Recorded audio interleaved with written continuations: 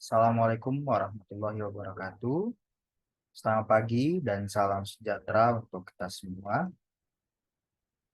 Pertama-tama yang terhormat kepada Bapak Fajar Saiful Akbar selaku dosen pengampu mata kuliah Akuntansi Keuangan Daerah dan juga teman-teman sekalian AKD kelas B. Di sini kami dari kelompok 3 akan mempresentasikan materi terkait akuntansi dana cadangan dan aset lainnya. Adapun sebelum kami masuk ke dalam materi, izinkan saya di sini untuk memperkenalkan diri dan juga memperkenalkan anggota dari kelompok 3. Yang pertama adalah Ligia Serafina dengan NPM 046. Lalu yang kedua ada saya sendiri Muhammad Arthur Asrino dengan NPM 051. Yang ketiga ada Magdalena dengan NPM 082. Lalu yang keempat ada Rizky Kamelia dengan NPM 238 dan yang terakhir adalah Warda Verda Verina dengan NPM 245. Baiklah, untuk materi selanjutnya akan dijelaskan oleh rekan saya. Baik, yang pertama ada definisi dana cadangan. Menurut PSAP nomor 1 tentang penyajian laporan keuangan, paragraf 65, dana cadangan adalah dana yang disisihkan untuk menampung kebutuhan yang memerlukan dana yang relatif besar yang tidak dapat dipenuhi dalam satu tahun anggaran. Dana cadangan ini dirinci menurut tujuan peruntukannya. Menurut Buletin Teknis nomor 2 tentang penyusunan neraca awal pemerintah daerah, jika pemerintah merencanakan akan membangun suatu aset yang memerlukan dana yang relatif besar dan tidak memungkinkan dibiayai dengan satu tahun anggaran, maka pemerintah dapat membentuk dana cadangan. Dana cadangan ini merupakan dana yang disisihkan beberapa tahun anggaran untuk kebutuhan belanja pada masa yang akan datang. Pembentukannya ini juga perlu diatur dalam peraturan daerah, sehingga dana cadangan ini tidak dapat digunakan untuk peruntukan lain. Peruntukan dana cadangan biasanya digunakan untuk pembangunan aset, misalnya rumah sakit, pasar induk, atau gedung olahraga. Dana cadangan dapat dibentuk untuk lebih dari satu peruntukan, yang mana apabila terdapat lebih dari satu peruntukan, maka dana cadangan harus diungkapkan dan dirinci menurut peruntukannya.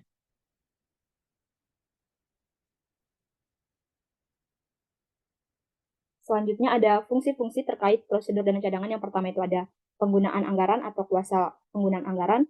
Yang kedua ada bendahara pengeluaran. Yang ketiga ada pejabat penatausahaan keuangan SPKD. Yang keempat ada bendahara umum daerah atau kuasa bendahara umum daerah. Yang kedua ada dokumen yang digunakan. Dokumen yang digunakan dalam sistem akuntansi dana cadangan yaitu peraturan daerah tentang dana cadangan. Yang kedua ada surat perintah pencairan dana langsung sebagai dokumen pencairan atau transfer pemindahan dari rekening kas umum daerah ke rekening dana cadangan. Yang ketiga ada dokumen perintah pencairan dana cadangan ke rekening kas umum daerah. Yang keempat ada nota kredit ini sebagai dokumen hasil pengelolaan dana cadangan. Dan yang kelima dokumen lainnya. Baik, ini yang kedua itu adalah jurnal standar terkait dana cadangan. Yang pertama itu ada pembentukan dana cadangan. Jurnal atas transaksi pembentukan dana cadangan yang dicatat oleh sistem akuntansi PPKD adalah dalam laporan operasional dicatat sebagai dana cadangan pada kas di kas daerah. Lalu dalam laporan realisasi anggaran dicatat sebagai pengeluaran pembiayaan pembentukan dana cadangan pada estimasi perubahan SLF. Yang kedua, untuk pencatatan jurnal pencairan dana cadangan dalam laporan operasional dicatat sebagai kas di kas daerah pada dana cadangan. Lalu pada laporan realisasi anggaran dicatat sebagai estimasi perubahan SAL di debit dan pada penerimaan pembiayaan pencairan dana cadangan dicatat di sisi kredit. Baik, ya. Yang ketiga itu kita akan membahas ilustrasi dana cadangan. Yang pertama itu terkait pembentukan dana cadangan. Contohnya itu tanggal 2 Februari 2013, pemerintah daerah mentransfer dana ke rekening dana cadangan sebesar 3,5 miliar. Nilai cadangan ini akan digunakan untuk membangun stadion olahraga. Jurnal atas transaksi pembentukan dana cadangan yang dicatat oleh sistem akuntansi PPKD adalah sebagai berikut. Dalam laporan operasionalnya, pada tanggal 2 Februari 2013 dicatat sebagai dana cadangan di sisi debit sebesar 3,5 miliar, pada kas di kas daerah sebesar 3,5 miliar. Lalu pada laporan realisasi anggaran pada 2 Februari 2013 dicatat sebagai pengeluaran pembiayaan pencairan dana cadangan sebesar 3,5 miliar pada estimasi perubahan SHL 3,5 miliar di sisi kredit. Lalu untuk pencatatan pencairan dana cadangan diilustrasikan tanggal 25 Oktober 2013, pemerintah daerah mencairkan dana dari rekening dana cadangan pembangunan stadion olahraga sebesar 1,5 M. Pembangunan stadion olahraga tersebut akan segera dimulai. Jurnal atas transaksi pencairan dana cadangan yang dicatat oleh Sistem Akuntansi PPKD adalah sebagai berikut. Di laporan operasional tanggal 25 Oktober 2013 dicatat sebagai kas di kas daerah di sisi debit sebesar 1,5 M, pada dana cadangan di sisi kredit 1,5 M. Dalam laporan realisasi anggaran pada tanggal 25 Oktober 2013 dicatat sebagai estimasi perubahan SHL di sisi debit sebesar 1,5 M pada penerimaan pembiayaan pencairan dana cadangan sebesar 1,5 M. Selanjutnya akan dijelaskan oleh rekan saya. Selanjutnya yaitu aset lainnya. Menurut Buletin Teknis Nomor 1 tentang penyusunan neraca awal pemerintah pusat, aset lainnya adalah aset pemerintahan selain aset lancar, investasi jangka panjang, aset tetap, dan dana cadangan. Yang pertama yaitu aset tak berwujud, yang dimana ada klasifikasi aset tak berwujud. Menurut Buletin Teknis Nomor 2 tentang penyusunan neraca awal pemerintah daerah, aset tak berwujud ini adalah aset non-keuangan yang dapat diidentifikasikan dan tidak mempunyai wujud fisik, serta dimiliki untuk digunakan dalam menghasilkan barang ataupun jasa atau digunakan untuk tujuan lainnya, termasuk hak atas kekayaan intelektual. Berikut adalah jenis aset tak berwujud yang terbagi menjadi 8. Yang pertama, goodwill, lalu yang kedua hak paten atau hak cipta, lalu yang ketiga yaitu royalti, yang keempat yaitu perangkat lunak software ataupun komputer, dan yang kelima yaitu lisensi atau franchise, lalu yang keenam yaitu hasil kajian atau penelitian yang memberikan manfaat jangka panjang, lalu yang ketujuh yaitu aset tidak berwujud lainnya, dan yang terakhir yaitu aset tak berwujud dalam pengerjaan. Lalu ada pengakuan aset tak berwujud.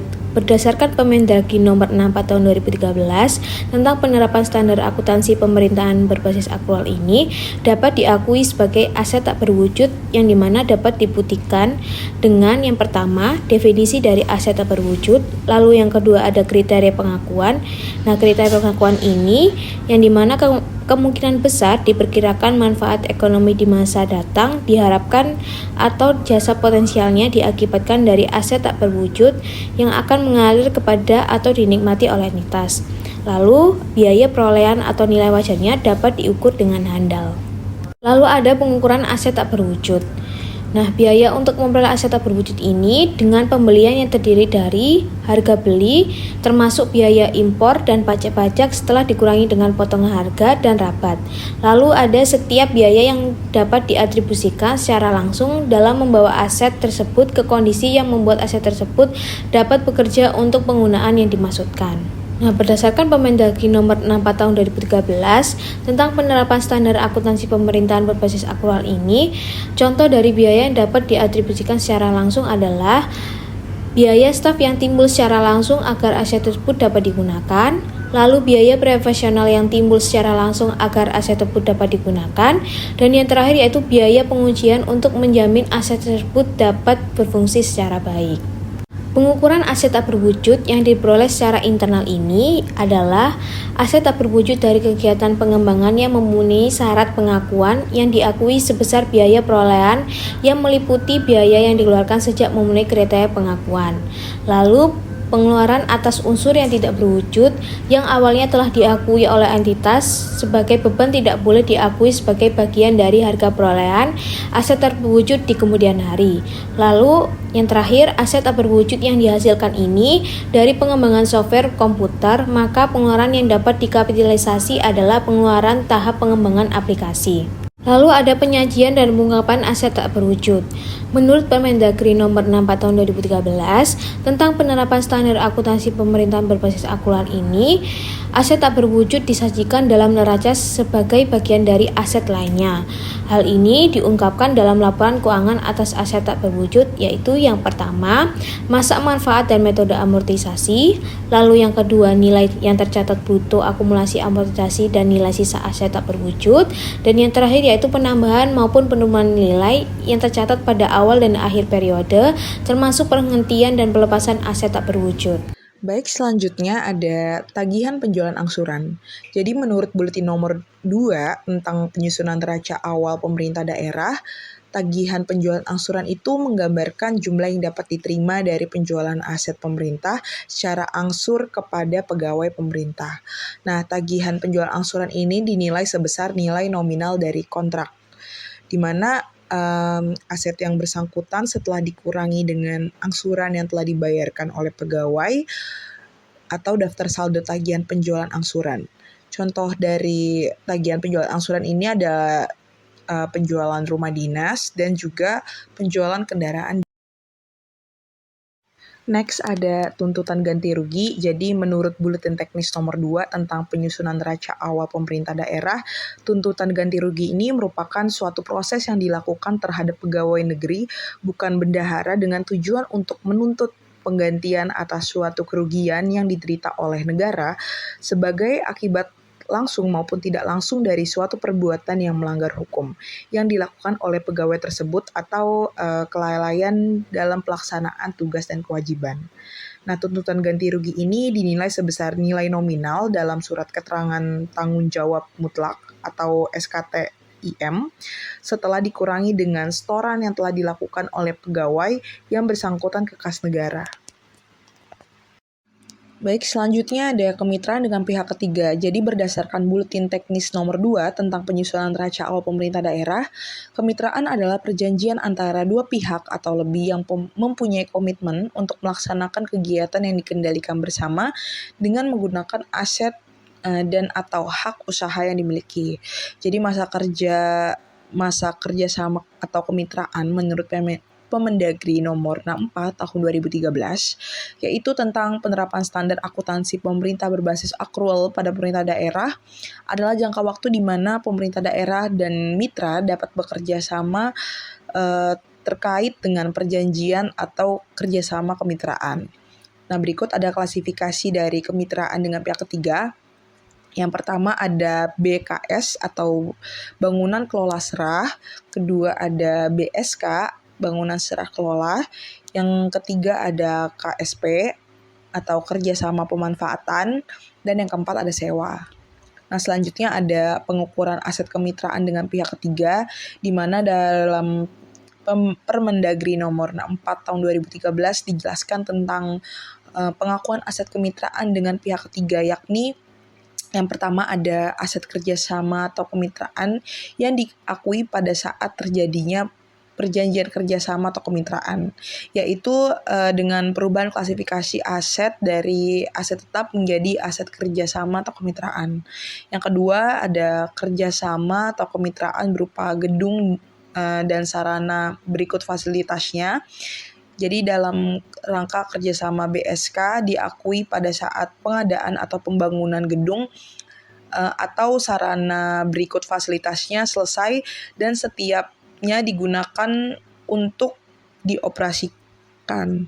Nah, yang ketiga ada setelah masa perjanjian kerjasama berakhir, di mana aset kerjasama atau kemitraan harus diaudit oleh aparat yang bertugas fungsional sebelum diserahkan kepada pengelola barang.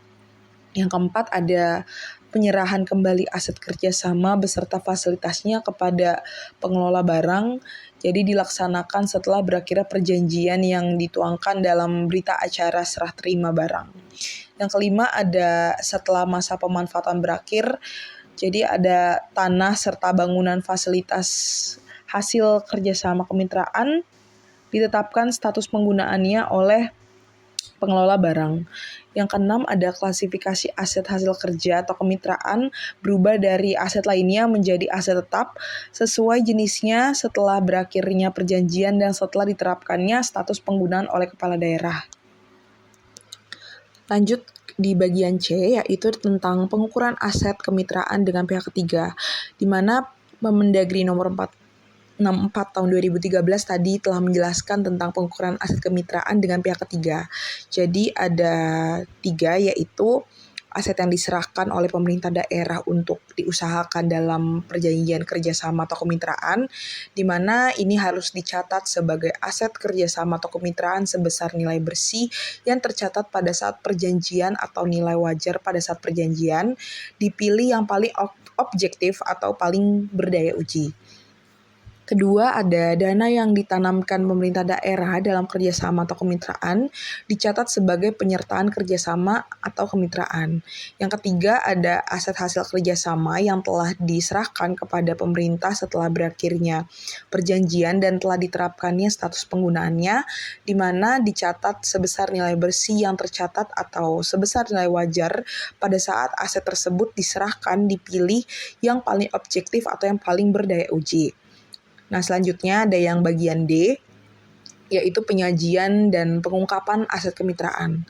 Tadi sudah dijelaskan dalam Permendagri nomor 64 tahun 2013 bahwasannya aset kerjasama kemitraan disajikan dalam neraca sebagai aset lainnya.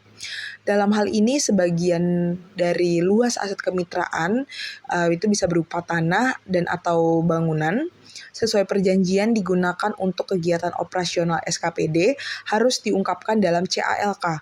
Aset kerjasama kemitraan selain tanah harus diakui penyusutannya selama masa kerja. Nah, masa kerja aset kemitraan dalam rangka bangunan kelola sera atau BKS melanjutkan masa penyusutan aset sebelumnya direklamasikan menjadi aset kemitraan. Masa penyusutan aset kemitraan dalam rangka bangunan sera kelola adalah selama masa kerjasama. Slide selanjutnya akan dijelaskan oleh rekan saya. Baik, selanjutnya saya akan membahas terkait kas yang dibatasi penggunaannya. Menurut PMK atau Peraturan Menteri Keuangan Republik Indonesia tahun nomor 219/PMK 05/2013, kas yang dibatasi penggunaannya adalah uang yang merupakan hak pemerintah, namun dibatasi penggunaannya atau yang terikat penggunaannya untuk membiayai kegiatan tertentu dalam waktu lebih dari 12 bulan sejak tanggal pelaporan sebagai akibat ketetapan atau keputusan baik dari pemerintah maupun dari pihak di luar pemerintah.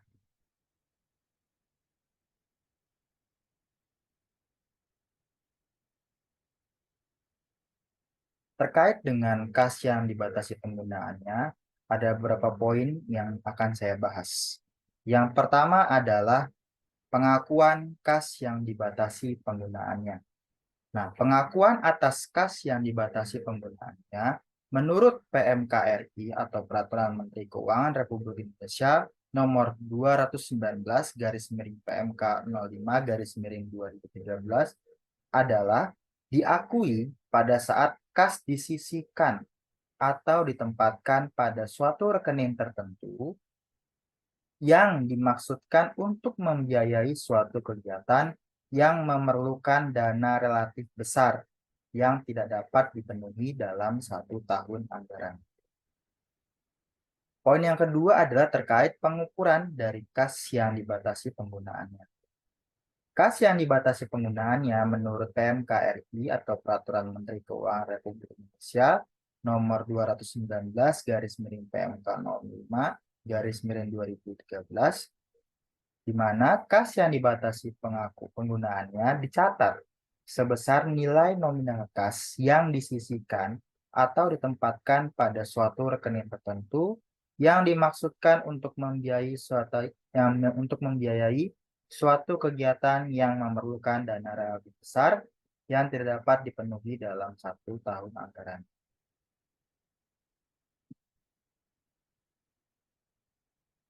Poin selanjutnya terkait kas yang dibatasi penggunaannya yang saya bahas adalah terkait penyajian kas yang dibatasi penggunaannya.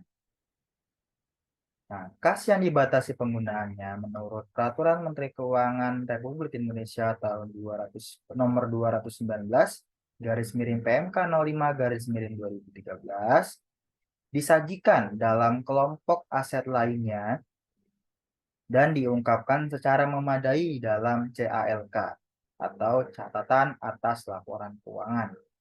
di mana hal-hal yang perlu diungkapkan antara lain adalah yang pertama adalah terkait tujuan penyisihan dana, yang kedua dasar hukum dilakukannya penyisihan, yang ketiga adalah jenis kas yang dibatasi penggunaannya, dan informasi lainnya yang relevan dan dapat membantu pembaca laporan keuangan dalam menginterpretasi hasilnya. Itulah beberapa poin terkait kas yang dibatasi penggunaannya. Selanjutnya adalah saya akan membahas terkait aset lain-lain.